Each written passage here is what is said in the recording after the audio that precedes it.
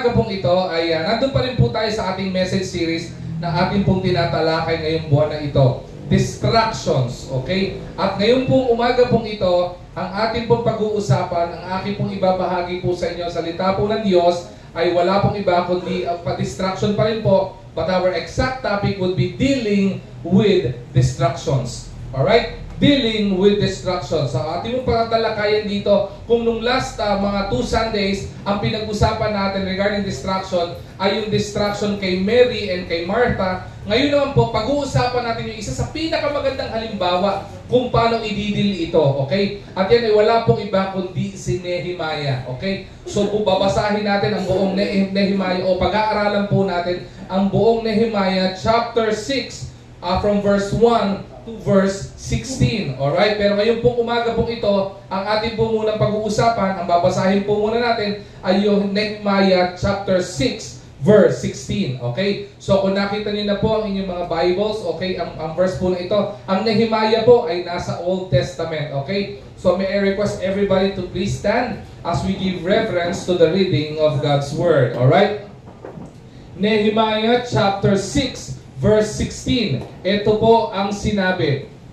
When all our enemies heard about this, all the surrounding nations were afraid and lost their self-confidence because they realized that this work had been done with the help of our God. May the Lord be blessed upon the reading of His Word. Sumandali po tayong manalangin. Panginoon, aming dakilang Diyos, marami pong salamat sa napakagandang panahon, napakagandang araw, Panginoon, na kaloob mo sa amin para kami po, Panginoon, ay manambahan sa iyo. Lord, dakilang Diyos, hinihiling po namin na pagliwanagin mo ang aming mga puso't isipan. Buksan mo po, Panginoon, ang aming mga damdamin, lalo tigit ang aming mga pananaw, Panginoon, sa mga aral na gusto niyo po, Panginoon, ituro sa amin. Panginoon, huwag niyo pong pahintulutan ang anumang, Panginoon, distraction na siyang umabala sa amin para maliwanag namin maintindihan ang iyong salita, dakilang Diyos. Muli, Panginoon, hinihiling namin ang gabay mo sa pag-aaral ng iyong salita. Itago niyo po ako sa iyong likuran. Gamitin niyo po akong instrumento bilang tagapaghayag ng iyong salita, Panginoon. Kayo maitaas at maluwalhati sa pangalan ni Jesus. Amen at amen. Sige ba, mara po tayo magsiyo po. Alright? So again, ang pag-uusapan po natin ngayong umagang ito ay isa sa pinakamaganda o mahalagang karakter sa Bible. Okay? Kung siguro isa sa pinakamakulay na karakter sa Bible. At yan po ay walang iba kung hindi si Nehemiah. Alright? At bago natin pag-usapan, napakaganda po nito kasi makikita po natin even in the life of Nehemiah, marami pong naging distractions. Marami pong nagpaabala sa kanya na maaari na magpahinto sa kanya o magpabagal ng anumang pong gagawin niya o ng plano ng Panginoon sa kanya.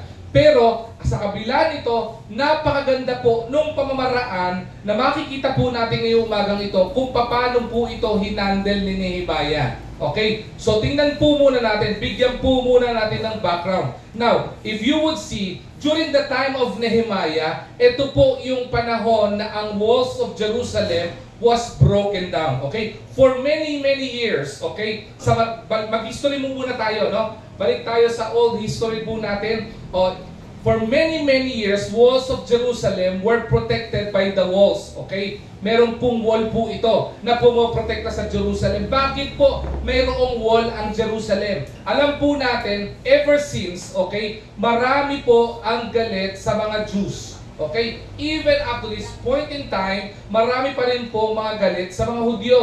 At ito po ay mahalaga po ang Jerusalem o ang City of Jerusalem. Now, during this time, ang nag-reign po during this time ay wala pong iba kung hindi yung Babylonian king whose name is King Nebuchadnezzar. Okay? King Nebuchadnezzar during the time of 605 to 586 before Christ or BC. Okay? Ito po, si King Nebuchadnezzar, nagkaroon po siya ng several attempts or several attacks sa Jerusalem.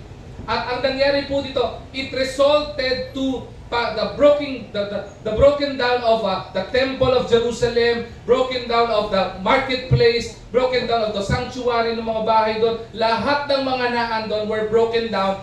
At kabahagi po dito yung pagkasira ng walls of Jerusalem. At ang malala po dito, makikita po natin in the history, okay, during this Babylonian time, nung nasira itong mga bagay na ito, the Jews, okay, sabihin po natin, they were displaced. Kaya po ang nangyari sa kanila, they were under the captivity of the Babylonian Empire. Okay? Iba sa kanila ay kinuha ng Babylon, iba sa kanila ginawang alipin ng Babylon. But there is always grace and blessing of the Lord when it comes to His chosen generation, who is the Jews and who is the Jews during this time, the Israelites. Bakit? Because during the 70 years, there was an empire, okay? After 70 years, okay? Nagkaroon po ng empire change. Ibig sabihin, hindi na po Babylonian ang humawak at nag-reign after 70 years. Ang nangyari po dito, the Babylonians were overthrown by the Persians. Okay? The Persians, during this time, they were led by none other than the King Artaxerxes of Persia. Okay? Siya po yung pong naghari po dito. At makikita po natin dito po unti-unting makikita natin kung gaano naging makulay ang buhay ni Nehemiah at kung paano nagkaroon ng destruction at paano na-overcome ni Nehemiah yung destruction sa buhay po niya. Okay? Now, nung time po na ito, nung nagkaroon ng change of, sabihin po natin, leadership during this time, na naging person na, si King Artaxerxes na po, okay, ang leader, okay, siya na po ang nag-reign during this time. And I tell you guys, sabi po natin kanina, yung pong mga Jews were, ano nangyari po sa kanila? After po na masira yung temple, after po masira yung walls, after po masira nung bahay, mga bahay po nila, ano nga? They were, ano po dito? They were exiled or they were being captive by the Babylonians. Nung nagkaroon ng change of empire, okay, yung po mga ito ay napunta rin po sa Persian leadership. At nangyari po dito, karamihan po na nagtatrabaho sa mga Persians ay wala pong iba kundi Hudyo. At isa po diyan na nagtatrabaho ay wala pong iba kung hindi si Nehemiah. Okay, bago po tayo pumunta kay Nehemiah, nung nagkaroon po ng ganito, nagkaroon po ng permission. Okay, binigyan po ng permiso ni King Artaxerxes na ma-rebuild ang city of Jerusalem. Okay? For 70 years, di ba? It was broken down. People, mga Hudyo were actually displaced. They were captive by the Babylonians. Ang nangyari sa kanya, nung nagkaroon ng change empire, si King Artaxerxes na binigyan ng permiso ni King Artaxerxes. Sabi niya, sige, pagawa na natin, okay nang gawin yung Jerusalem. Pwede nang i-rebuild yung Jerusalem. Okay. Now, ang nangyari dito, meron pong ilang tao na makikita po natin na mahalaga in the rebuilding of Jerusalem. Okay? Una is si Zerubbabel. Yan. Sino po si Zerubbabel? Zerubbabel is a Jewish leader. Okay? Ang ginawa niya, siya po yung nag-oversee, siya po yung nag-manage, siya po yung nagmanman, okay? Siya nag-supervise nung rebuilding ng temple sa loob ng Jerusalem. Okay? Now, dahil po nare-rebuild o nire-rebuild na yung temple, kailangan po sa isang temple ay ano po? Kailangan po ng leader. Kailangan po ng priest. So dito po dadating si Ezra. The famous Ezra in the Bible. Ezra is a priest. He is a scribe. Anong ginawa niya? While Zerubbabel is rebuilding or overseeing the rebuilding of the temple during this time, si Ezra po, ang ginawa niya, he gathered the Jews, he gathered the people, ang ginawa po niya, he restored worship. Okay? He restored or guided the people back to God.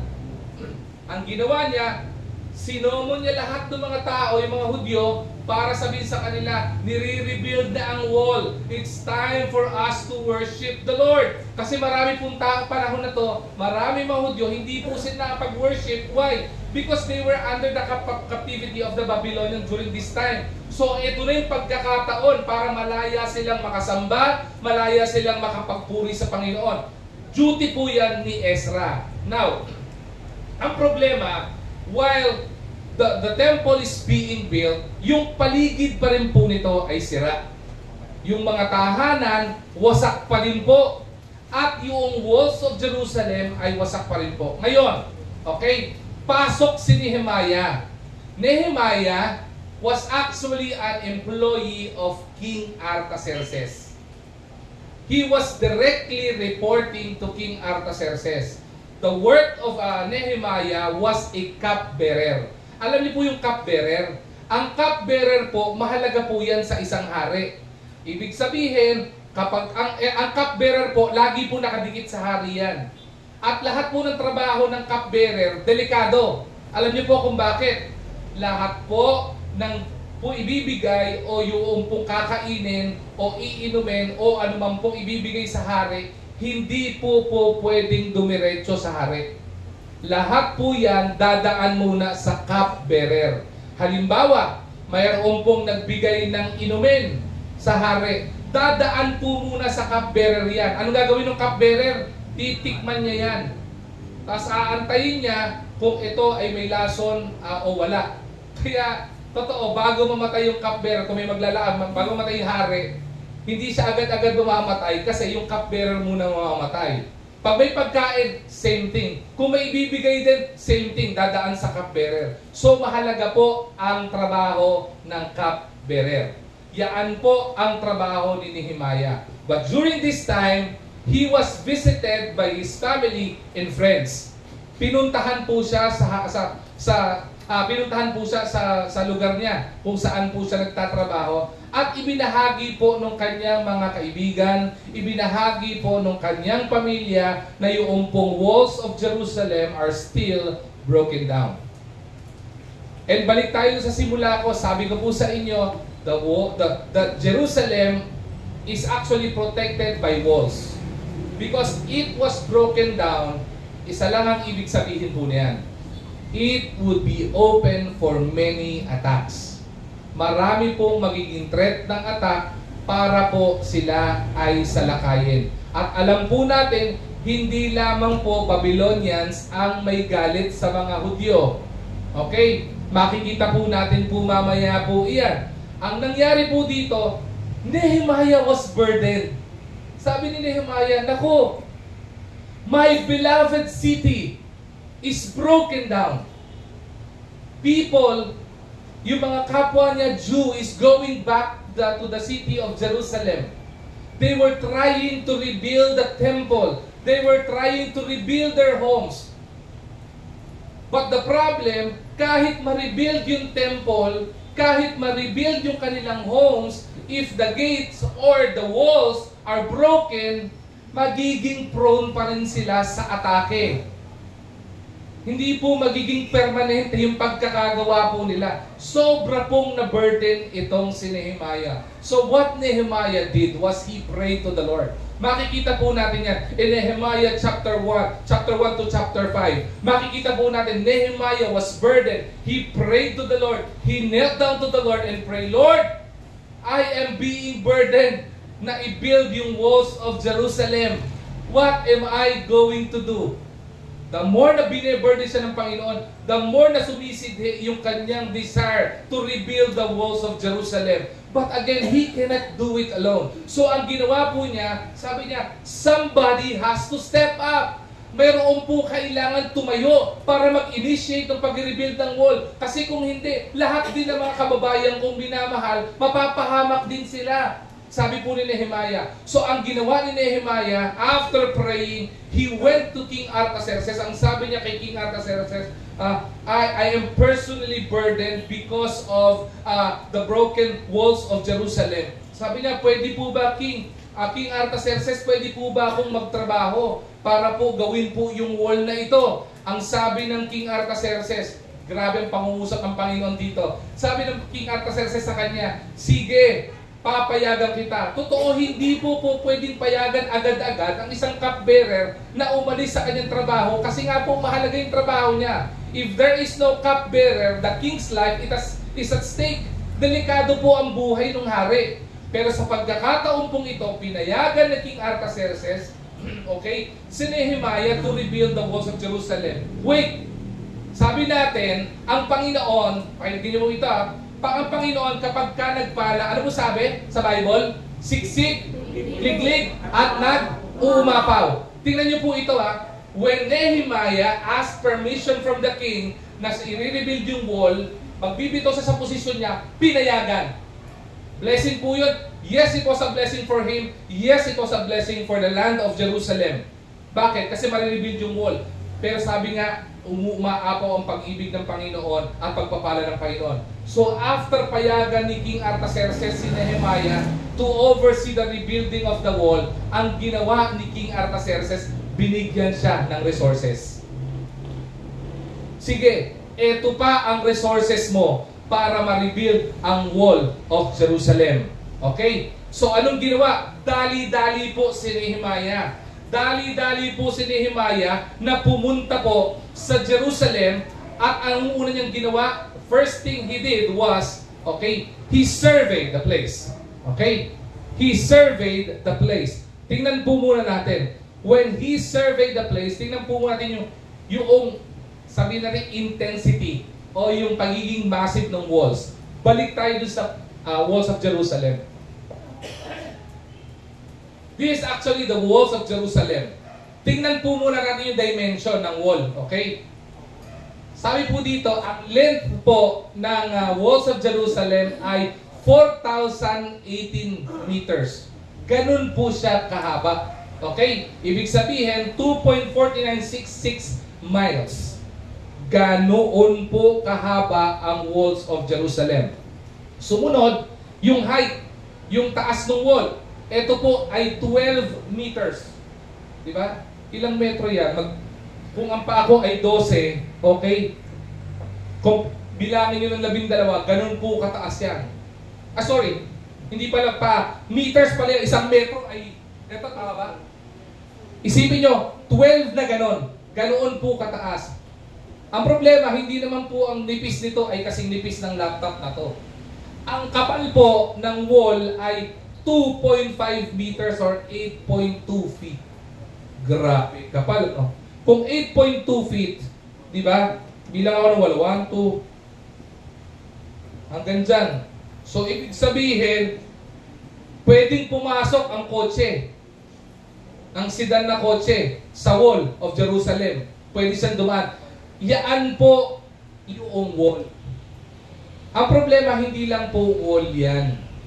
Meron po iyan na 34 watchtowers. Ano po yung watchtowers? Katulad po ng mga nakaakad sa gitna na yan, yung ibandera.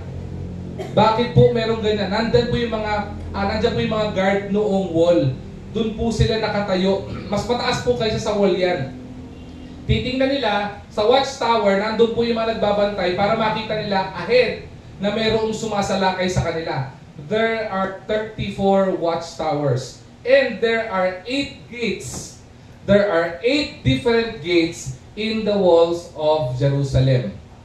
So, ibig sabihin, pag nakita po natin ito, napakalaki po ng trabaho. Amen? Amen.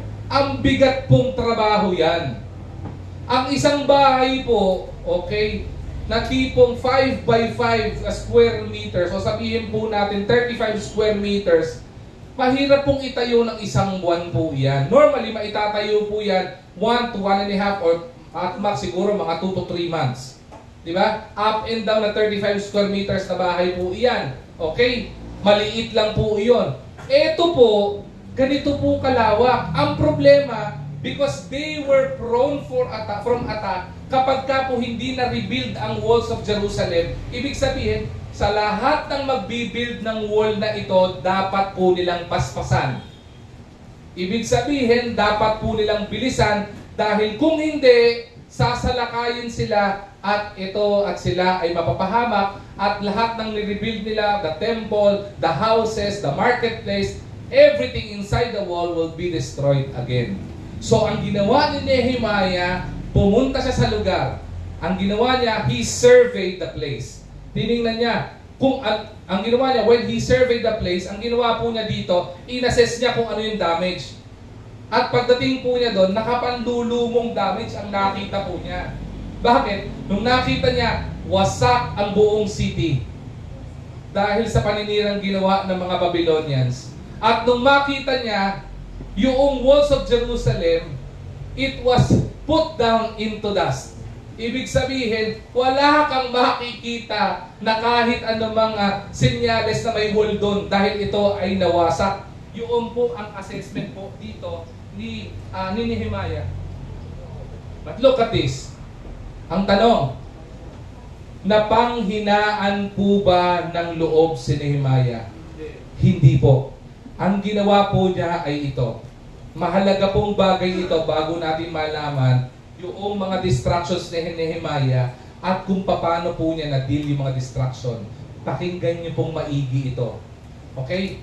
Una, malinaw na malinaw po kay Nehemiah kung ano ang burden niya. Malinaw na malinaw po kay Nehemiah kung ano ang plano ng Panginoon sa kanya. Malinaw na malinaw sa kanya kung ano ang pinapagawa sa kanya ng Panginoon. At dahil malinaw ito, naging malinaw din sa kanya yung direksyon na dapat niyang gawin kasi nalaman niya at nabatid niya yung plano at duty na dapat niyang gampanan. So ang ginawa po niya dito, he prayed to the Lord. First thing he did was he prayed to the Lord. And that was the core plan of Nehemiah, praying to the Lord. Sabi niya, manalangin ako sa Panginoon. I cannot do this alone. Even the people of Jerusalem cannot do this massive work alone. Kaya sabi niya, nanalangin siya, lumuhod sa Panginoon. And after he prayed, asking the Lord for wisdom, day after day, night after night, praying to the Lord, asking for knowledge, asking for wisdom, asking for the right duty na dapat niyang gawin. Ang sinabi sa kanya, Panginoon, anak, ganito ang gawin mo, isa-isa. Ang ginawa po niya dito ay pumunta siya doon sa city. During the assessment, ipinalaganap, pakinggan niyo po maigi ito ha, ipinalaganap niya ang balita, okay, na ang walls of Jerusalem will be built. And the walls of Jerusalem is now being built. At ipinalaganap niya na mayroong resources na bigay, okay, para sila ay maitayo nila ang walls of Jerusalem. Anong ginawa po niya dito? Hinight niya yung emotion at damdamin ng mga Israelites. Bakit? Ikaw man, feeling mo unprotected ka, kapag ka meron ka ng resources para proteksyonan, yung dapat mong proteksyonan, anong mararamdaman mo? Iinit ang damdamin mo. Magkakaroon ka ng silakbo, magkakaroon ka ng desire, na tipong, uy, okay yun na. Magkakaroon ka ng motivation. So what he did, after he prayed, during his survey, ang ginawa niya, iniikot niya, pinapalaganap niya yung balita ng walls of Jerusalem ay marirebuild. At i-rebuild na. At mayroon silang resources. So, ang nangyari, yung mga Jew during this time, yung mga kalalakihan during this time, and even the families of the Jews, they were so excited. They were so hyped up. Kasi finally, yung walls for so many years that have protected them from several attacks will be rebuilt again. Okay? So, ang nangyari po dito, after niya ipalaganap yon, ginawa niya, pumulong siya ng iba't ibang mga tao. Nagkaroon siya ng mga pagpupulong doon sa mga membro ng city of Jerusalem during that time. At sinabi niya, okay, i-rebuild natin ang wall, pero hindi ko kayang mag-isa ito. So, ang ginawa niya, he divided the portion of the walls from different families. Okay? Tingnan niyo po ito ha. Massive yung work. Nakakalungkot yung work. Pero ang ginawa niya para magkaroon ng pagkakaisa, pinaghiwa-hiwalay niya yung pamilya. Binigyan niya ng toka. O ang pamilya mo, dito ka sa side ng wall na ito. Kasama yung pamilya ganito. Kunyari sabihin natin, yung pamilya ni Brother Erwin, yung pamilya Esplana, dito ka sa East Wing. Okay? Kasama mo ang pamilya Orahay. Okay? Yung pamilya, pamilya ni Pastor BJ. Okay? Kasama mo sila Brother Sam. Doon kayo sa North Wing. Okay? Yung mga La Puebla at yung mga Garcia, doon kayo sa East Wing. Pinaghiwa-hiwalay niya po ito. Lahat ng kalalakihan. At excited na excited po ito. Sa sobrang excited nito, every member of the city, okay, listen to this ha, every member of the city of Jerusalem took part in the rebuilding of the wall. Hindi lamang po yung mga kalalakihan na nag-build ng walls. Kahit po yung mga kababaihan at yung mga bata, meron po silang share dun sa pag-rebuild ng wall. Alam niyo kung bakit? Dahil habang nagtatrabaho yung kanilang mga tatay, habang nagtatrabaho yung kanilang mga kuya, ang ginawa, sabi ni Nehemiah, yung mga kababaihan at yung mga bata, siya ang magiging toka o naka-assign para sa pagkain. Kung yung mga kababaihan na nagluluto ng pagkain, yung mga bata ang nag-aabot ng inumin at pagkain doon sa mga nag-rebuild ng walls. Bakit? Kapag kagutom, sigurado, panghihinaan po iyan. So habang nagtatrabaho sila, maya't maya, may merienda, may inumin, kumpleto. So tuloy-tuloy yung paggawa ng rebuilding ng wall. At ang ginawa po niya dito, hindi lamang po siya nag-plan. Naggawa pa rin, hindi nila po siya nag-pray si Nehemiah. Ang ginawa po niya, nagkaroon din po siya ng plan. He organized people to help. Diba? He announced to people na the walls are going to be rebuilt. Ginawa po niya, in-encourage po niya yung mga tao na itong bagay na ito, how massive the work it would be, how huge the work it would be, how expensive the work it would be. Sabi niya, it would be achievable by the grace of God. Sa biyaya ng Panginoon, ini-encourage siya. He tried to empower the people. Yun po ang naging plano ni Nehemiah. At sumunod, during the rebuilding, okay, ito yung isa sa pinakamahalagang ginawa niya. Hindi lamang siya nag-pray, hindi lamang siya nag-plan. Ang ginawa niya, he became persistent, he became determined to rebuild the walls of Jerusalem. Mahalaga yung persistence. Madali po yung pagtatrabaho. Kapag kaunang araw mo, excited ka. Habang tumatagal, panghihinaan ka. Diba? I would remember one illustration. Meron po isang lalaki, ang trabaho niya ay nagpapalakol ng puno.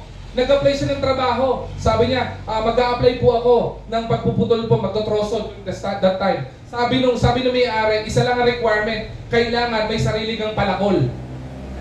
Sabi niya, meron po. Sige, kung meron ka sariling palakol, bukas magsimula ka na.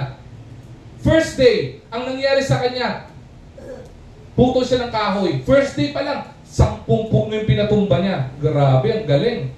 Second day, 5 puno na lang napatumba niya.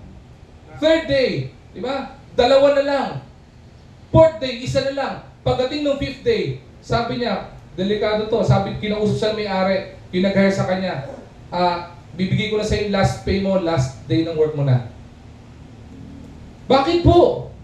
Ang ganda lang po ng performance ko mga unang araw. Yes, I understand. Pero habang tumatagal, pababa yung performance mo. Sabi niya, ang problema nasaan ba? Nasa tao, at the same time, nasa axe. Bakit po? Ang problema niya, tamad siya na i-sharpen yung axe. Kaya kahit anong pagod niya, lumiina yung kanyang production ng pagpuputol ng kahoy. Bakit? Kasi tinamad siyang maghasa ng kanyang palakol. Ganun din po eh. Marami mga discouragement na alam ni Nehemiah na tatama sa nag-rebuild ng walls. So ginamit niya, in-encourage siya ito, he become persistent. Walang bibitaw, sabay-sabay tayo, sama-sama tayo, tulong-tulong tayo. Ang ganda po nung ganoong pong karakter na na-build po ni Nehemiah sa mga tao ng Jerusalem during that time. Ngayon, naintindihan na po natin yung background ng story. Okay? Ngayon, tingnan po natin. Here are the different distractions na kinaharap po ni Nehemiah. Okay? At buksan niyo po ang Bible niyo in the book of Nehemiah kasi diyan ko po ibababasa sa inyo. Hindi ko po talaga nilagay dito because I want you to discover what Nehemiah found as a distraction sa plano ng Panginoon sa kanya at sa buhay niya. Okay? Meron po 5, kung hindi po nagkakamali, there are 5, okay, na mga bagay po na distraction po dito. At before I give that distraction, let me just read with you this famous quote, okay, by William S. Churchill. Sabi po ni William Churchill, okay, you will never reach your destination if you stop and throw stones at every dog that barks. Ulitin ko po sabi ni Winston Churchill, okay, you will never reach your destination if you stop and throw stones at every dog that barks. Kapag ka po naglakad tayo, marami pong dalang aso.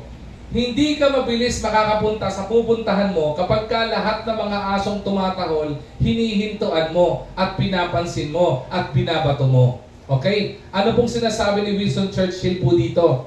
Kapag ka lahat ng distraction sa buhay natin, hinintuan natin at pinatulan natin, hindi tayo ganun kabilis makakapunta sa destinasyon natin at baka hindi pa po tayo makapunta dun sa destinasyon natin. Bakit? Because we allow distraction to distract us at i-destroy ang buhay po natin.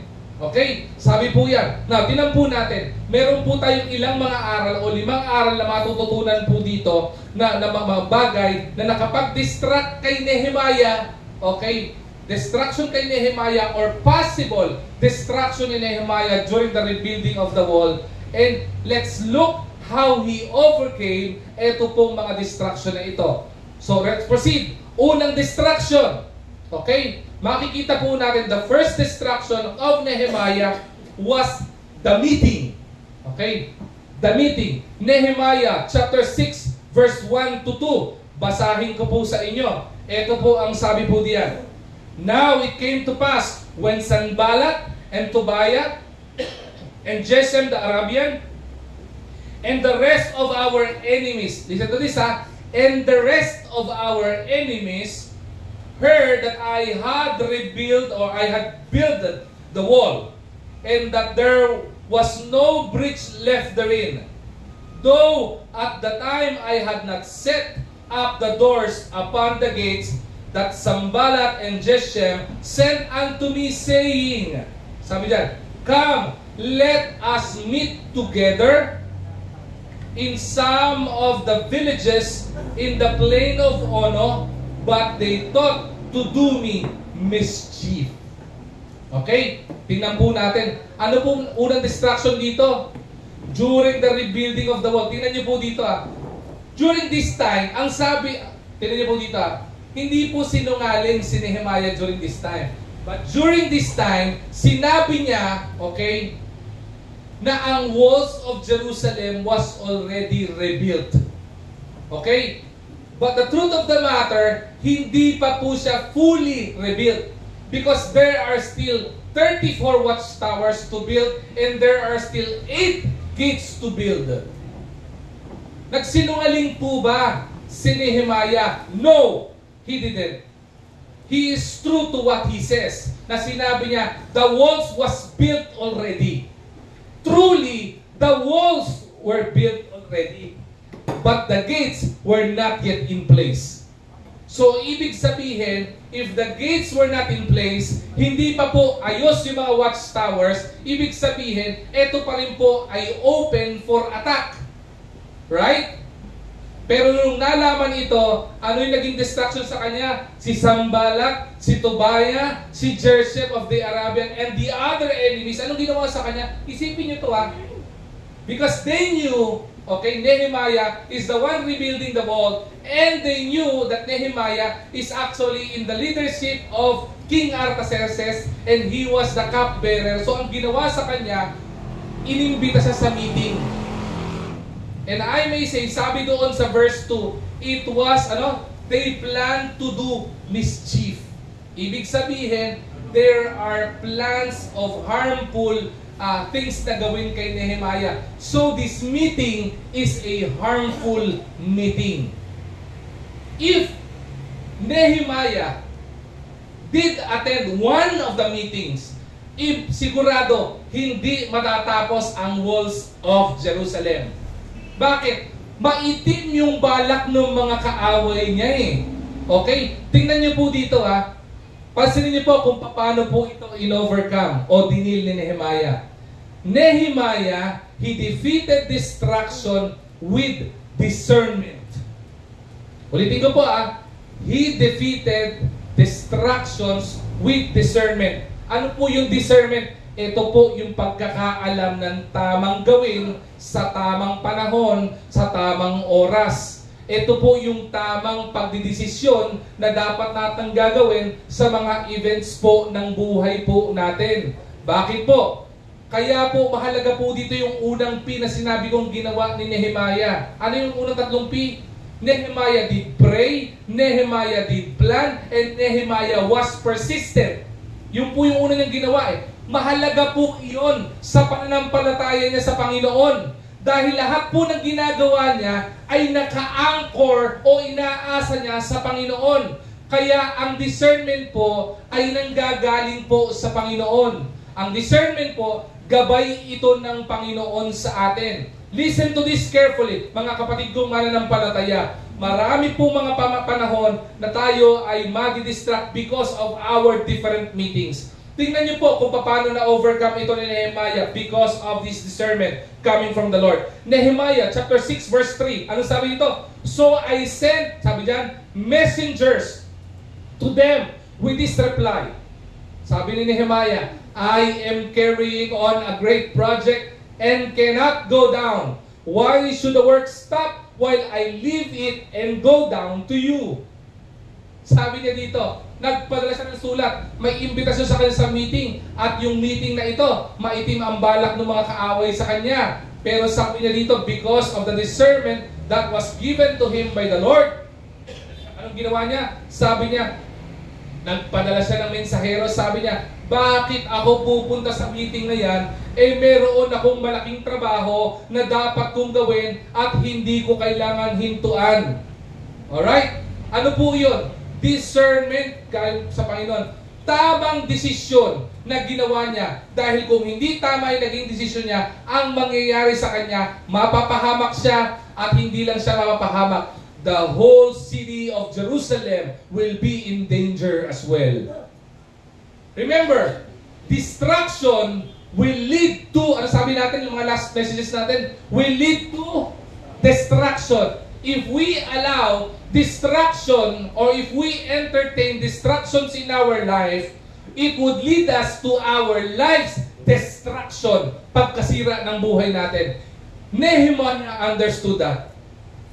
Kaya sabi ko sa inyo, kayo na simula pa lang, mahalaga. Kaya sabi ko, may mga bagay ko sila, pakinggan nyo maigi ito. Mahalaga na alam nyo kung ano ang dapat nyong gawin. Mahalaga kung maintindihan nyo kung ano ang priority nyo sa buhay po ninyo at sa pananampalataya po natin. Mahalaga po iyon, lalo tigit ang plano ng Panginoon sa atin. Kasi kung alam mo yon, hindi ka maitotos by winds and waves. Hindi ka po pwedeng i-bump off sa gagawin mo. Gagawin at gagawin mo yon. Just like Mary and Martha. Martha, okay, didn't understood kung anong importante sa kanya, while Mary understood what matters the most, and that is to listen, to look unto God, and to love God. Kaya anong nangyari? Hindi po siya hindi po siya nawindang kahit na siya ay pinag-iinitan ng kapatid niya. Hindi ka ba magtutulong sa akin? Di ba? Nandiyan ka lang, nakikipagkwentuhan ka lang sa Panginoon. Right? Ganon din po kay Nehemiah. Pansinin po natin, paano po tayo makaka-relate dito? Christians, mga kapatid mananampalataya, hindi po lahat ng mga tao na ipapadaan sa atin ng Panginoon, yaan ay matino sa buhay po natin at ikabubuti natin. Now, I understand the principle of discipleship, that we are to disciple people, that we are to share the gospel of God, that we are to share the love of God to other people. But not every people na makakasalamuhan natin ay may magandang intensyon sa buhay nyo. Kaya pagka ikaw wala kang discernment, kaya marami mga mananampalataya naliligaw ng landas, nagkakaroon ng maling kaibigan, nagkakaroon ng maling trabaho, nagkakaroon ng maling influence sa buhay, is because we don't have discernment in our lives, kaya po napapahamak tayo. Amen.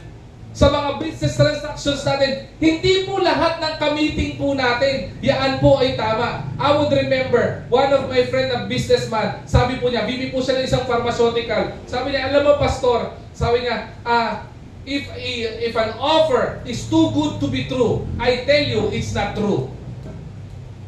Di ba? Kapag ka po ang mga bagay ay ino-offer sa iyo ay too good to be true, malamang imposible yan at di totoo yan. Halimbawa, may nag-offer sa inyo, may naka-receive kayo ng email, ako ay nasa isang bansa, di ba? Mamamatay na ako. Gusto ko sanang ipamana sa iyo yung 5 milyon kong nasa bangko. Di ba? It's an offer that is too good to be true. Why? Sino ka para pamanahan ng pera? Kamag-anak ka ba? Hindi ka nga kamag-anak That's too good to be true. But take note of this. Listen to this carefully. Maraming mga tao at maraming mga mananampalataya, nabubudol tayo dyan. Tama? Kaya maraming mga mananampalataya, nakukunan kayo ng pera sa bangko. Bakit? I-share nyo yung details ng bangko. Basta i-share mo lang yung bank account number mo. Diba? Para maipadala ko sa'yo. Tapos, para ma-verify ko din kung talagang dumating na sa'yo yung pera sa bangko mo, baka po pwedeng i-share mo yung OTP, yung one-time password mo, para ma-verify ko lang. Naku, ang daming nabudol niyan. Tama po ba? Huwag kayo magpumubudol. Kaya po naniniwala po ako, ang mananampalataya, ang Kristiyano, alright, listen to this, ang Kristiyano na nananalangin at matibay ang pananampalataya sa Panginoon, imposible mabudol ka. Diba? Just like Nehemiah. Gusto siyang ibudol ng mga tao ito eh. Papuntahin natin sa meeting. Magkaroon tayo ng magandang meeting. Magkaroon tayo ng magandang transaction. Sabi ni Nehemiah, sabi ng Panginoon, parang, Nehemiah, hindi maganda yan. Huwag ka pumunta sa meeting. And Nehemiah understood that. Maliwanag ba sa kanya sa isip niya? Alam ba niya na papahamak siya doon? Hindi. But what he understood is that the work na ibinigay sa kanya ng Panginoon is much greater than meeting these people who are his enemies. Di ba? Paano po na-defeat yung distraction? By discernment. Paano po magkakaroon discernment? Pagtibayin po natin ang pananampalataya natin. Kaya nga po binigay ng Panginoon ang banal na kasulatan eh. Di ba? Kaya nga po binigay po ni Lord ang Bible eh. Because it is an instruction. Warnings para hindi tayo mapahamak, nandyan. Ways on how to be blessed, na andyan. Ways on how to live a good and bountiful Christian life, na andyan sa Bible. Hindi lang binabasa ng karamihan. Kaya hanggang ngayon, marami pa rin mga mananampalataya nagkakamali ng mga desisyon. Gusto ba ng Panginoon sa atin na mapahamak at magkamali ng desisyon? No! Kaya nga ibinigay ng Panginoon ang salita niya eh. For us to have discernment, for us to have wisdom that comes from the Lord. Bakit? Because distraction will lead us to our life's destruction. Amen. Diba? First distraction pa lang yan ni Nehemiah. Okay? Ang nangyari sa kanya, hindi siya bumigay, hindi siya bumitaw. Ang ginawa niya, nakuha niya ito o tinalo niya ito sa pamamagitan ng ng discernment coming from the Lord. Second, distraction ni Nehemiah. Buksan niyo po yung Bible sa Nehemiah. Huwag niyo alisin sa Nehemiah chapter 6. Nehemiah, second distraction is the misinformation. Ano po yung misinformation dito? Tingnan niyo po sa Nehemiah chapter 6, verse 5 to 7. Ang nangyari po dyan, basahin ko po sa inyo. Alright? Ang sabi po dyan, ay ito. Then sent Sanballat his servant unto me in like manner the fifth time with an open letter in his hand. Ang sabi po ito, wherein was written,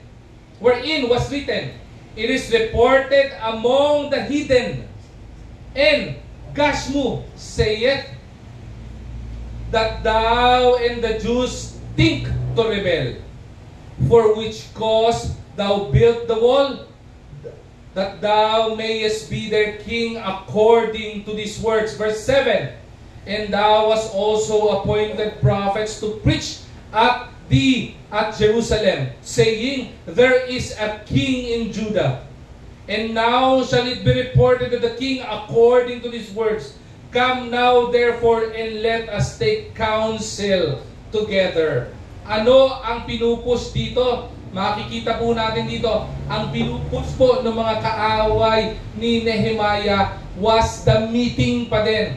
The harmful meeting. Gusto pa rin po nilang saktan si Nehemiah para hindi po matuloy ang walls or rebuilding ng walls of the Jerusalem. Pero ang ginawa po ng mga tao dito with an open letter, nagpalaganap sila ng letter among Jerusalem, nagpalaganap sila ng usap-usapan among Jerusalem, and even to the land of Persia, even to the kingdom of Persia, para ipangalap yung maling balita. Ano po yung balita na pinapangalap po nila dito? Sabi nila, meron daw king ang Judah. O ang sinasabi nila dito, kaya nire-rebuild ni Nehemiah ang walls of Jerusalem because he has this intention to become the next king of Judah. Technically, ginagawa niya, pinag-iinit niya ang King Artaxerxes dahil ito ay sinasabi niya na yung dati mong cupbearer, gusto kang i-overthrow at gusto kang sirain at gusto kang patalsikin sa pwesto mo para hindi mo na masakupan ang mga Hudyo at ang gawin niya, siya ang maging hari ng Juda. Grabe ano? Ang sama ng mga taong ito, no? Bakit? Ang ginawa niya, chinichismis siya. Diba? Kaya pagka chinichismis kayo, huwag niyong pansinin. Yung mga chismoso, hayaan niyong magdadakdak, mapapasma din ang mga nguso niyan. Pagdaldal ng daldal, kwento ng mga maling turo, bigyan niyo ng malamig na tubig, mapapasma din ang mga bibig niyan. Hayaan niyo lang. Ano sabi ni Winston Churchill? Hindi lahat ng kahol ng aso hihintuan mo. Dahil pag pinatulan mo lahat ng kahol ng aso, hindi ka mapupunta dun sa dapat mong paroonan. The misinformation. Tingnan natin kung paano dinefeat ni Nehemiah. He defeated misinformation o he defeated distraction by disregarding battles that don't exist.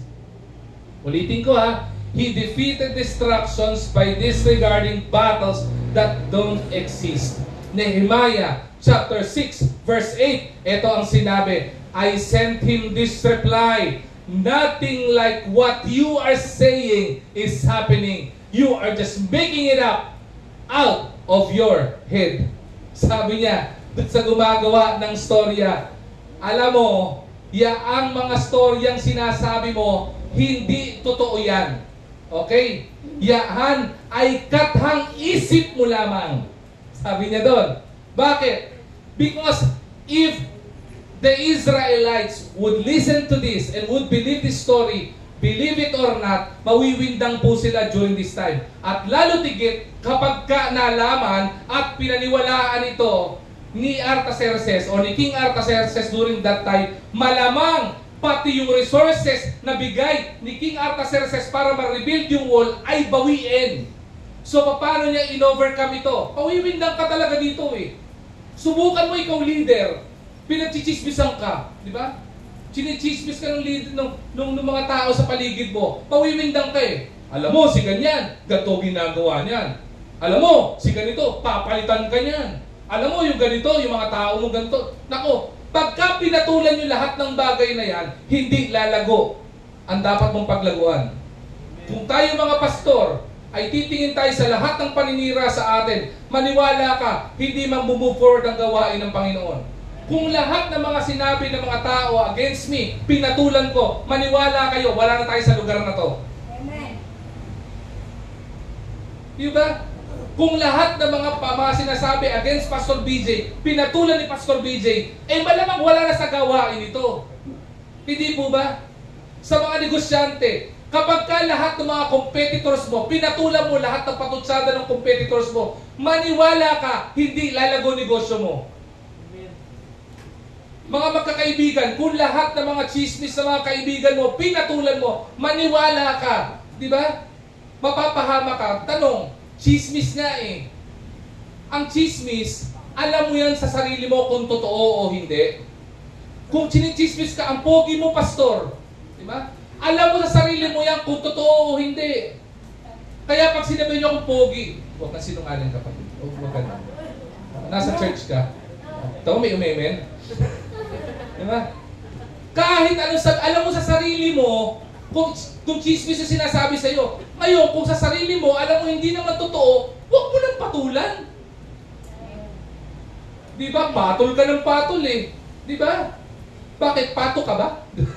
Hindi naman eh. Huwag kang patol ng patol. Hayaan mo lang siya. Hayaan mo siyang mapagod. Hindi ba? Sabi dito, Nehemiah defeated destruction by disregarding battles that don't exist.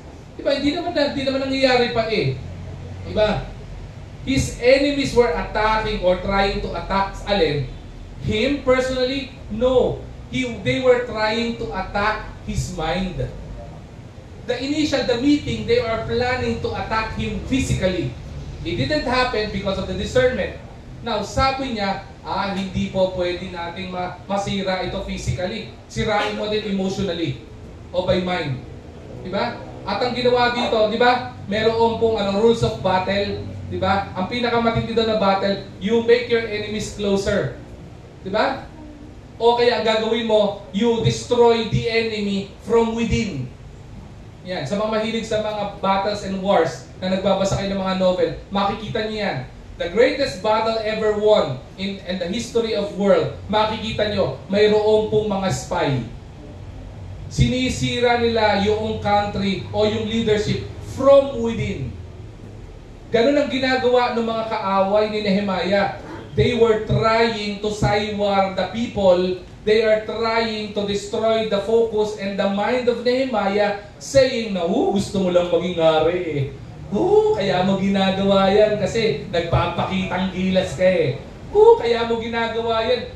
Plastic ka lang eh. Kunyari, bibuild mo yung wall, tapos hinahata mo pa yung mga tao, tapos gusto mo, ikaw lang maging leader nila, tapos titirahin mo pa si King Artaxerxes. Di ba? Alam naman ni Nehemiah na hindi totoo yun eh. Why? Because from the very beginning, he prayed and he was burdened to rebuild the walls of Jerusalem where is as is. No side intentions behind. Wala sa intention. Sa ginawa niya, hindi niya pinansin. Dinisregard na. Ganon din sa atin mga kapatid. Kung alam mo, yung ginagawa mo ay tama. Kung alam mo, yung ginagawa mo ay kalooban ng Panginoon, ano man sabihin ng mga nasa paligid mo, walang kwenta yan. Diba? Maganda man o pangit man na suggestion niyang mga yan sa paligid mo, may sabihin mo yan nakakapanira sa'yo. As long as you know in your heart and in your mind that you are doing the will of the Lord for your life, I tell you, disregard all those things. Problema sa atin, thank you na. Marami sa atin, lahat ng mga bagay sa paligid po natin, pinatulan natin. Lahat ng mga bagay sa paligid natin, nagpa-apekto po tayo.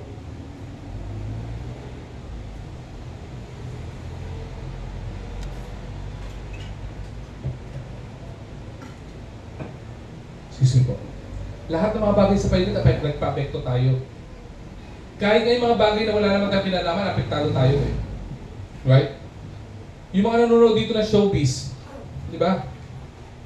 Nung naghiwalay si Gabi at saka si Sharon, apektado kayo. Hanggang ngayon, apektado ka pa din. Di ba? Di ba? Nung naghiwalay, sino ba mga naghiwalay? Si James Yap at saka si Chris Aquino, apektado ka pa din. Di ba? Hindi ka naman kilala. Di ba? Ngayon, hindi mo napanood yung Voltes 5 nung last week, apektado ka din. Ano nangyari doon? Naku, wala pa sa YouTube. Diba? Apektado ka. Diba? Minsan, narinig mo yung kapitbahay mo, may pinagkukwento, nakala mo ikaw, feeling mo ikaw yun. Diba? Apektado ka, galit ka sa kapitbahay mo. Hindi naman ikaw pinagkukwentuhan. Diba? Sobrang kang apektado. Disregard all battles that doesn't exist. Any battles na nilalagay ng kaaway sa isip mo na hindi naman nangyayari, disregard it. Kasi magpapabagal yan sa kalooban ng Panginoon sa iyo. Okay? Sabi dito, one major time waste by the leaders is for them to give time fighting battles that don't exist. You know what? Each and every one of us are leaders. Fathers, you are spiritual leaders in the home. Mothers, you are also leaders of your home. Paano po kami? Bata po kami. You're also a leader of your body. Kapag ka ikaw, yung mga battles na mga bagay sa paligid mo, pinagpapatulan mo lahat, hindi ka mag-move forward. Kaya marami pong mga tao ang bagal ng success eh. Diba? Kaya mga tao, kahit sa opisina, ang bagal ng success, ang bagal ng promotion. Why? Lahat ng bagay pinatulan. Diba? May ipis sa opisina. Grabe, may ipis sa opisina, oh. Tapos yung pagkakausap mo, lahat ng pagkakausap mo yung taong to, lahat parang siya magaling. Diba? Ang problema kasi sa ganito, yung problema mo, alam mo? Pinatulan mo lahat ng bagay, diba, na wala namang kinalaman ka. Pag chinichismis ka, may mga battles o may mga bagay na ginagawa sa'yo na hindi naman totoo, disregard it. Pangatlo na lang. Pangatlo, the third distraction is not only the misinformation, it is also the malicious effort to weaken. Tingnan niyo po ito ha.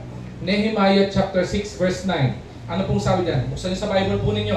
Ang sabi dyan, for they all made us afraid, saying, their hands shall be weakened from the work, and it be not done. Now therefore, O God, strengthen my hands. Ano po tawag dito? Sa lahat ng paninira, ginagawa ng kaaway po natin yung mga malisyosong bagay para pahinain ka. And I tell you, makinig kayo maigi po dito. Listen to me carefully. Ang diablo na kaaway, numero unong kaaway natin, hindi niya alam kung ano nasa isip mo. Tanging Diyos lang ang nakakabasa at nakakaalam ng puso at damdamin mo. Pero ang diablo, wala siyang kakayanan. Kaya ang ginagawa ng diablo, tinetempt tayo. Para ano? Para pahinain tayo. Kapag nakagawa ka ng kasalanan, anong nangyayari sa'yo? Hindi ba't humihina ang pananampalataya mo? Kapag nakagawa ka ng mali at na-disqualify ka sa ministry, ano ba nangyayari sa'yo? Hindi ba't nangihina ka? Pinahihina ka ng kaaway at pinahihina ka ng mga bagay, sitwasyon sa paligid mo. Same with Nehemiah. Ang ginawa dito ng kaaway ni Nehemiah, sinasabi niya, woo! Di ba? Ilang araw na silang nagtatrabaho. Sabi niya, manghihina din ng kamay niyan. Mapapagod din yan. Bakit po? 24 oras pong nagtatrabaho yung mga kalalakihan para i-rebuild ang walls of Jerusalem. Amen. Sabi niya, manghihina yan. Mapapagod yan. Madi-discourage yan. Tingnan niyo po kung ano ang pamamaraan ni Nehemiah kung paano niya tinalo itong distraction na ito. Yung malicious effort para pahinain ka. Okay? Makikita po natin, he defeated distraction by a disciplined habit of praying. Every time na makakaranas siya ng mga paninirang puri, every time na marinig siya discouragement, hindi nyo kaya yan. Hindi nyo marirebuild ang wall. Mapapagod yung mga kasama mo. Magkakasakit yung mga yan. Iiwanan ka niya mag-isa dyan. Ang ginagawa ni Nehemiah, he went to the Lord praying. Bakit po? Anong sabi sa Nehemiah chapter 6 verse 9? Yung huling bahagi. Ang sabi nito, but I prayed, now strengthen my hands. Alam niyo po ba yun? Sabi ni Nehemiah, strengthen my hands. Lord, I beg you to strengthen my hands. Why? Because the effort in rebuilding the walls of Jerusalem is not easy. Sa kabila nito, there were rumors that they will be attacked by the enemies. Alam niyo kung gaano kahirap to? The right hand, ito po ang itsura naman nag-rebuild ng walls of Jerusalem during this time. The reality was, they are rebuilding the walls of Jerusalem because it was broken down. They are prone to attack. Kailangan nila magmadali na rebuild yung wall. At dahil prone sila sa attack, dahil hindi pa tapos ang wall, yung kanang kamay nila is placing bricks. The other hand is holding a sword. Kaya kung mapapansin nyo, during the rebuilding of the wall of Jerusalem, walang umatake. Hindi niyo po ba naisip yon? Maliban po dun sa verse natin kanina na binasa, okay? Nauna na ako sa preaching, no? Sa verse na binasa natin kanina, sa Nehemiah chapter 6 verse 16, the enemies were afraid because they knew that the work was done because of the help of God. Amen. Wisdom na ibinigay ng Panginoon kay Nehemiah at sa mga tao nagre-rebuild ng wall. Saan ka nakakita? Di ba? Nagbibuild ka ng wall. May pumunta dyan, atake ka? Tama? Eh yun lang brick, iba kung sa umaatake na nasa baba nung wall eh. Makatatakutan mo na eh. Bakit? Yung brick na puro adobe to. Subukan yung batuhin ko kayo ng bato. Kahit maliit. Di ba? Si Goliath nga, pinatumba ng pebble na bato eh. Adobe pa kaya? Eh, hindi ka mo matatakot kung nagre-rebuild ng wall, di ba? May nakita ba? Sino po dito ang nag-construction worker? Pakita, nag-construction kayo. Taas ang kamay. Pansinin nyo lahat na nag-construction. Bakit si Tita Mira nagtaas ng kamay? Nag-construction din po ba kayo? Parang kinakabahan na kay Tita Mira. Huwag kayo magdididikit kay Tita Mira. Sasamain kayo dito. Bakit? Lahat na nag-construction worker, bato-bato yan. Tama? Wala kayo makikita. Yung mga nagbabasketball dito, naalala ko dati nung mga bata-bata pa ako, meron kami nilaro ng basketball sa likod ng village. Tapos may nagtatayo ng bahay.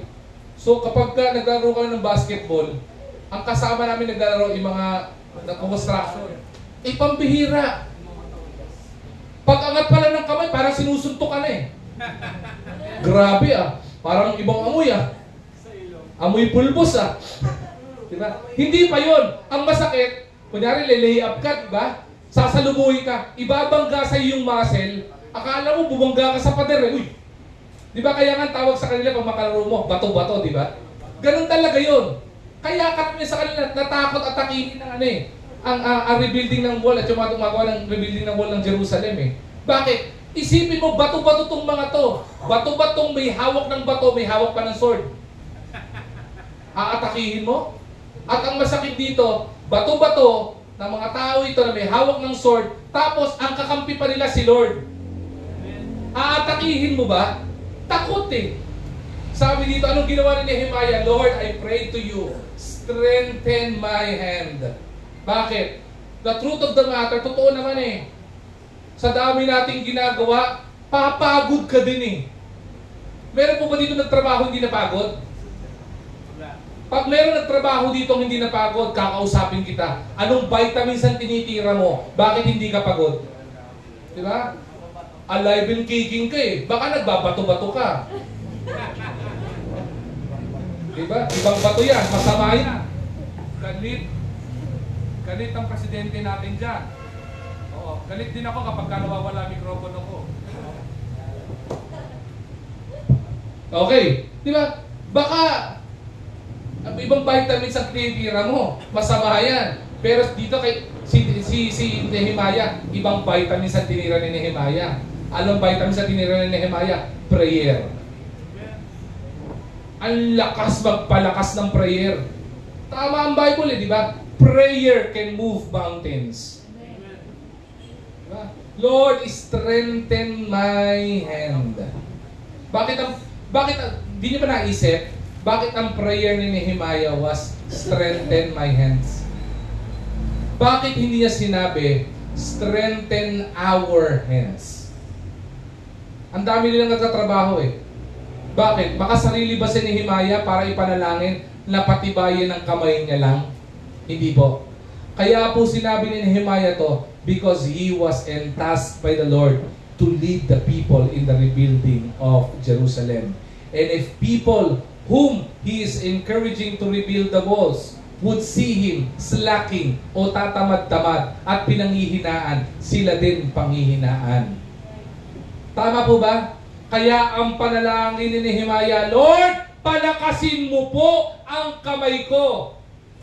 Bakit? Kapag malakas si Nehemiah, pwede niyang i-encourage yung mga tao na nagre-rebuild ng wall. Tao ba? Same. thing with the church. If a pastor is discouraged, how can the pastor encourage the people? Di mo naisip yun? I tell you, the pastorate of this church is praying for you guys. But I tell you, we are also praying for ourselves. Because if we are discouraged, how can we stand at the back of this pulpit? The truth of the matter, we can stand at the back of this pulpit because of the grace and the grace of God alone. Amen. Soli Deo Gloria. To be all the praises and all the glory, it's all by the grace of God. Ganun din po nakita ni Nehemiah Nadidistract ako ng mga mali information, mga maling bagay na po pwede magpahina sa akin. Di ba? May mga disturbance sa buhay po natin. Ang dami ng disturbance sa buhay that weakens our faith. Anything that wouldn't strengthen your faith in the Lord, that is a distraction. If Netflix is a distraction sa devotion mo, sa Panginoon at pananalangin mo, distraction yan. Kapag ka ang YouTube o social media, kapag ka yan ay nagiging hadlang para magbasa ka ng salita ng Diyos at manalangin ka at umattend ng church, makipag-fellowship, I tell you, distraction yan. If your friend, boyfriend or girlfriend or even your family ay nagtatanggal sa iyo at nagpapahina sa iyo sa pananampalataya mo, distraction yan. Pastor, anong gagawin ko? Just like this example of Nehemiah, you come to the Lord in prayer. Amen. Develop a disciplined habit of praying. Pray to the Lord, Lord, kayo po ang kailangan ko. Ikaw lamang po ang kailangan ko. I would kneel down to you and pray to you, O Lord. Kasi kung wala ang biyaya mo, hindi ko po kaya ito. Sumunod, pang-apat. Tingnan niyo po ito, patindi ng patindi. Kung ano po yung problema. Distraction po ni Nehemiah. Fourth. What's this? The menacing threat. Okay? Ano po yung menacing threat? Alam niyo po yung Dennis the Menace na cartoon dati? Yeah. Yung Dennis the Menace, wala siyang hinawakan na tipong napabuti. Di ba? Kaya hindi ko nga alam bakit Dennis ang pinangalan sa akin ni Lola Linda o Loberto. Oo. Di ba? Sabi ko, parang ang pangit ng pangalan na yun. But okay din naman sa akin. Biyaya na rin ni Lord. The menacing threat. Mapanira na, pagbabanta. Tingnan nyo kanina, ano yung unang problema? Distraction? Meeting. Na-overcome ni Nehemiah. Tama? Sumunod. Ano yung sumunod? Misinformation. Gumawa ng mga usap-usap na mali. Na-overcome ni Nehemiah. Sumunod na strategy ng mga kalaban, ano po? Malicious threat to weaken him. Diba? Wala pa, mahihina ka. Mahina din yung mga tao mo. Anong nangyayari sa kanya? Na-overcome din ni Nehemiah. Anong ginawa sa kanya? Hindi ka makakuha sa mga bagay na ito Anong ginawa? Pinadalhan ng threat. Pansinin nyo, this is a literal pagpapadala ng threat sa kanya. Bakit? Paano ba magpadala ng information yung mga kalaban niya? Hindi ba through letters? Yeah. It would always be an open letter addressed to him and the people of Jerusalem. Sumunod. Tignan po natin, Nehemiah chapter 6 verse 10. Ano po sabi dyan? Afterwards, I came unto the house of Shemaiah, the son of Delaiah, the son of Mehetabel, who was shut up, and he said, let us meet together in the house of God within the temple, and let us shut the doors of the temple, for they will come to slay thee, yea, in the night will they come to slay thee. Hindi ba pinagbantaan na papatayin? They will slay him. Sasaktan. Papatayin. Ang tanong, nagpayanig ba si Nehemiah? Hindi. Na-defeat pa rin ni Nehemiah sa biyaya ni Lord ang distraction na ito. Pagbabanta na po ito Pansinin nyo, Nehemiah defeated distraction by determination to have boundaries. Ano pong ibig sabihin po? Papaliwanag ko po sa inyo. Okay? Bakit po? Ano pong sinabi sa Nehemiah chapter 6 verse 11? Ang sagot ni Nehemiah sa mga taong kaaway nila at kaaway niya na nagbabanta sa kanya that they would slay him. Ang sabi ni Nehemiah was this: But I said, should a man like me run away? Or should someone like me go into the temple to save his life? I will not go. Amen. Sabi niya, sa layman's term, ano ko? Bali? Pupunta ako dyan para patayin niyo ako? Pinagbantaan niyo ako, napapatayin niyo ako sa loob ng temple, isasara niyo yung temple, tapos doon niyo ako sasaktan? Diba? Sabi niya dito, should I go there and run away? Sinabi niya ito, pupunta ba ako doon, tapos pupunta ko doon? Tatakbo na ako dahil matatakot ako? Papakita ko sa inyo, takot ako? O should someone like me go into the temple, sabi dito, and save his life? Matindi to eh. Bakit? Technically, banta ito ni Nehemiah eh. Ano tingin nyo sa mga kaaway niya na may banta sa kanya? Pupunta ako dyan, tapos magpapasindak ako sa inyo, at papakita ko sa inyo na tumatakbo ko para isave ko ang buhay ko, o sabihin ko sa inyo, or should someone like me would go there and save his life? Ano ibig sabihin? Huwag niyong susubukan, salingin ako dahil papatulan ko kayo. Pero hindi ko gagawin yon. Kahit may kakayanan akong lumaban sa inyo, I will not go there. Diba? He disregard battle that don't exist.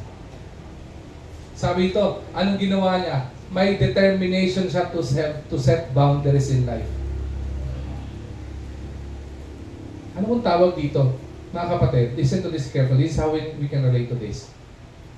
Ang Panginoon, binigyan niya tayo ng salita ng Diyos para ito ang maging pamantayan natin para hindi tayo mapahamak. It is a wall that separates us from being in the presence of the Lord and sinning against the Lord. Bakit maraming Kristiyano ang Kristiyanong naturingan pero nagko-compromise sa kasalanan? Alam niyo bakit? Because you fail to have a determination to set a spiritual and godly boundaries. Amen.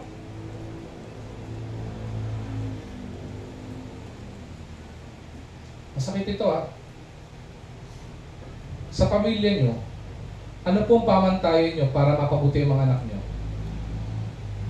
Okay yan, ginagawa ng marami, gawin mo din. Nang bubuli yung mga tao din, bulihin mo din. Diba? Sinapak ka, sapakin mo din. Diba? Sinabunutan ka, sabunutan mo ng mas malakas. Pagka ganyan ang pamantayan mo, mapapahamak ang anak mo. At ang masakit dyan, baka ganun ka din. In your daily lives, anong boundaries mo? In your transactions, in your daily life, ano ang boundaries mo? Diba? Kapag ka ikaw, may mga sitwasyon sa buhay mo na mailalagay ka sa alanganin, diyan mapag-uusapan kung gaano ka katibay sa pananampalataya mo. Pasensya ka na, hindi ako po pwede dyan. Diba? Pasensya ka na, again sa pananampalataya ko yan. Pasensya ka na, hindi ako po pwede sa mga ganyan-ganyang gawain. Boundaries. Boundaries are set for us not to compromise to sin. Ganon din po kay Nehemiah. Bakit? Alam niya, pag pumunta siya doon, patulan niya itong mga to pagka pinagbantaan siyang patayin o papatayin siya. Alam niya magkakasala siya. Kaya ang ginawa niya, hindi niya na pinuntahan. Nagpakita ba siya ng karuwagan? Nagpakita ba siya ng kaduwagan? Hindi. Tandaan nyo, balik tayo kay Winston Churchill. Not every barks of the dog, hihintuan mo and you will throw stones at it. Bakit? Hindi ka mag-move forward. May mga bagay na walang kwenta, huwag mo nang patulan. Pag may mga taong walang kwenta, huwag mo nang patulan. Pag may mga bagay o sitwasyon na walang kwenta, huwag mo nang patulan. At lalo tigit, huwag mong bigyan ng sapat na atensyon dahil pababagaling ka lang sa kalooban ng Panginoon sa buhay mo. Amen. Set boundaries. Hanggang dito ka lang. Kasalanan, stop. Ano sabi ng Bible? Para hindi nilang kasalanan, depart from me, ye doer of iniquity. Setting boundaries. Tama po ba? Kaya ang problema sa atin di ba? Nandiyan yung kasalanan, uy, masarap yun Come to Papa. Di ba? Come to Mama. Di ba? O ayun, tumama sa'yo. Anong nangyari sa'yo? Pahama ka. Punta ka saan? Pa-counsel ka. Anong mangyayari sa'yo? Walang maintindihan Nakapag-counsel na po ba kayo ng ganon? Yung sa sobrang tindi ng ginawa niya sa kalokohan sa buhay niya, pagka kinausap mo, lakar mainin, kapatid, hindi tayo naniniwala sa speaking in tongues. Ibang speaking in tongues sa pinaniniwalaan natin, yung biblical na speaking in tongues. Anong sinasabi mo? Kasi po, ayun na. Ito po kasi. Sino ba may kasalanan? Ako po. Yun ang pala Ano iniyak mo? Kasi po. Okay, alam mo na. Lesson learned. Set godly boundaries. In your homes, magpa-family month na tayo. Kaya tayo may family month. Okay. At pinag-aaralan kung paano pagtibayin ang relasyon ng family because that would help us set boundaries in our family. Kaya may church, they help church the family to set boundaries. Kaya may fellowship to help the family and the people to have godly boundaries. Kaya may mga small groups para makatulong magkaroon at papaalalahanan na mayroong mga godly boundaries. Accountability, okay? Menacing threat. Ito na, panghuli. Ano po yung panghuli na threat o sabihin po natin distraction kay Nehemiah ay walang iba kundi the management issue. Pastor, ibig sabihin hindi good steward si Nehemiah. Nehemiah chapter 6 verse 13. Ano pong sinabi? Sabi po din ay ito, therefore was he hard that I should be afraid and do so in sin, and that they might have matter for an evil report, that they might reproach me. Ngayon, si Nehemiah, nakita po niya ito, na possible po ito na maging problema at maging distraction po sa kanya. Kaya po napangunahan ni Nehemiah po itong distraction na ito. There would be a great possibility na mawindang o madistract si Nehemiah. Ikaw man, physically, pagbabanta, sa isipan mo, pinagchismisan ka ng mga distraction, hindi ka ba matatakot at mawiwindang, hindi kaya totoo yung sinasabi nila? Hindi kaya talagang gusto ko maging hari? Hindi kaya talagang panghihinaan kami? Hindi kaya baka patayin na lang akong bigla dito? Tama? Alam ni Nehemiah sa sarili niya ang kahinaan niya bilang tao. Alam niyo nangyari po ito? At alam niya yung kakayanan niya bilang leader. Remember, Nehemiah was not an engineer. He is not a construction worker. He is a cupbearer. Napakalayo ng trabaho ng cupbearer sa construction worker. Tama po ba? Kaya alam niya, maliit lang ang kapasidad niya ng pag-manage ng mga tao na nagtatrabaho in the rebuilding of the walls of Jerusalem. But look at how he defeated this destruction deep within himself. Knowing yung kapasidad niya, knowing his capabilities, knowing his weakness sa buhay niya. Tingnan niyo kung paano dinefeat. He defeated this destruction by being devoted to God. Amen. Sabi niya, Panginoon, hindi ko kaya ito. Cupbearer ako. Ni hindi ako supervisor, ni hindi ako engineer. Pero ang alam ko lang, pagka ako devoted ako sa iyo, tapat ako sa iyo, faithful ako sa iyo, alam ko, sasamahan mo ako kahit anong hirap ng susungin ko, kahit na wala akong experience dyan, alam ko, sasamahan mo ako. Why? Nehemiah chapter 6 verse 16. Anong sabi? The great promise at the great effort na binigay ng Panginoon sa kanila, binigay sa kanila. Sabi ito, when all our enemies heard about this, all the surrounding nations were afraid and lost their self-confidence because they realized that this work had been done with the help of God. Bakit po? Nakita po ng mga kalaban ni Nehemiah at ng Jerusalem na yung meeting, yung harmful meeting, hindi naka-apekto kay Nehemiah. Yung po misinformation, yung mga chismis, hindi naka-apekto kay Nehemiah. Nung nakita nila, gumagawa na sila ng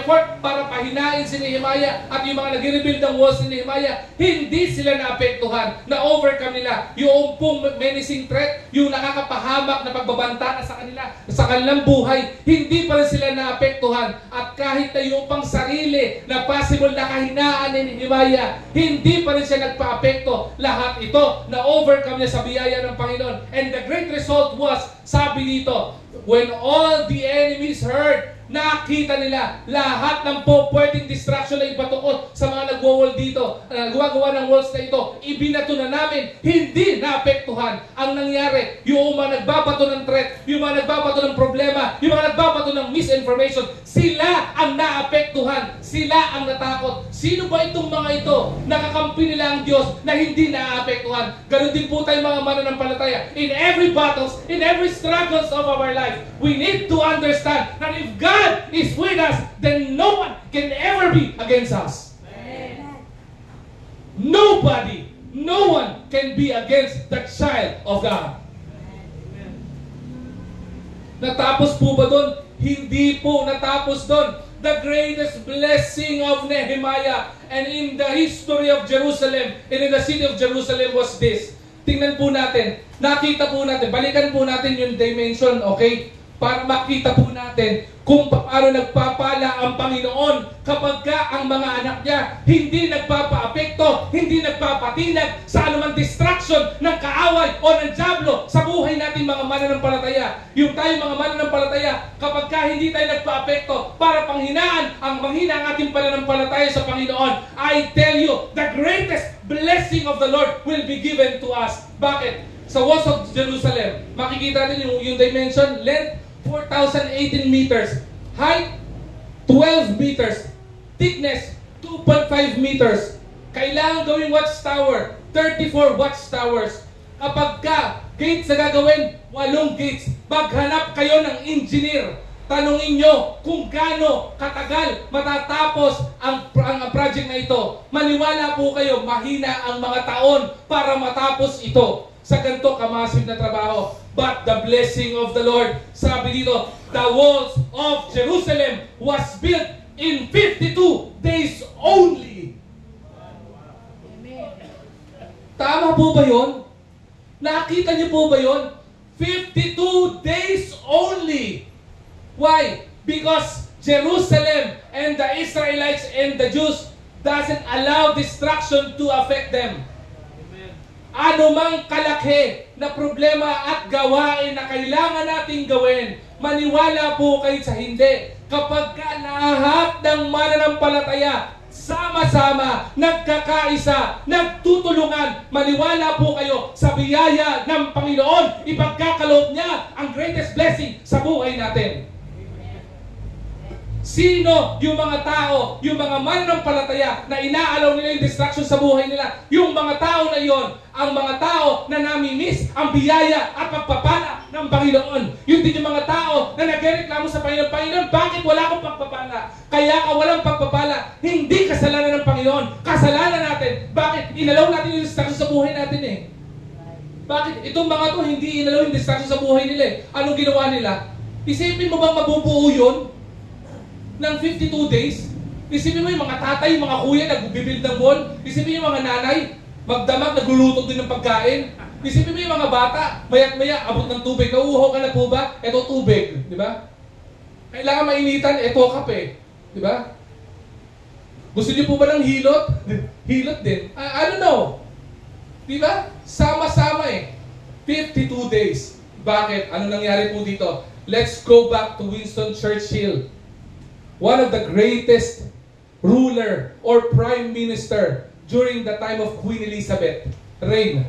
Sabi po dito, you will never reach your destination if you stop and throw stones at every dog that barks.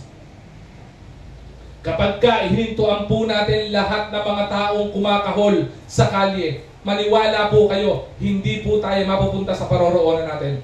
Amen. May mga tao tayong aabutin.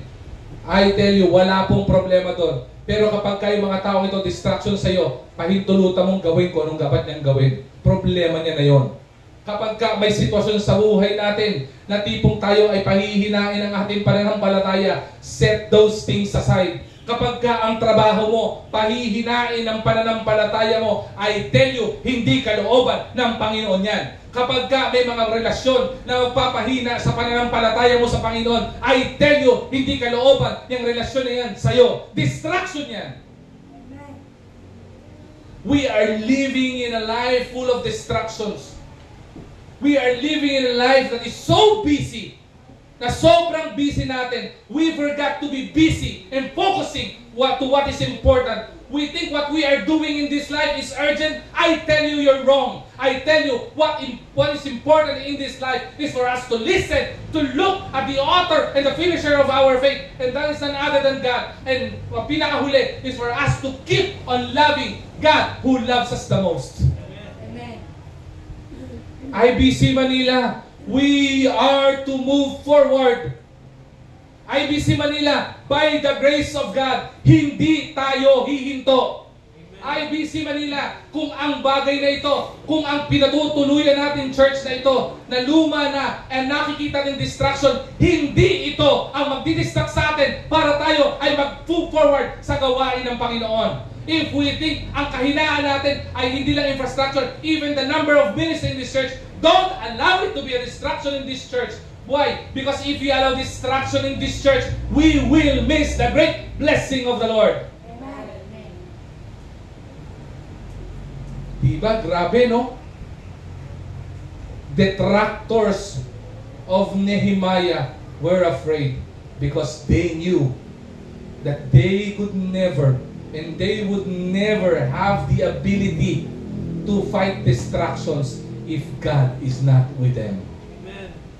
IBC Manila, we have a lot of distractions. In this church, there are a lot of distractions.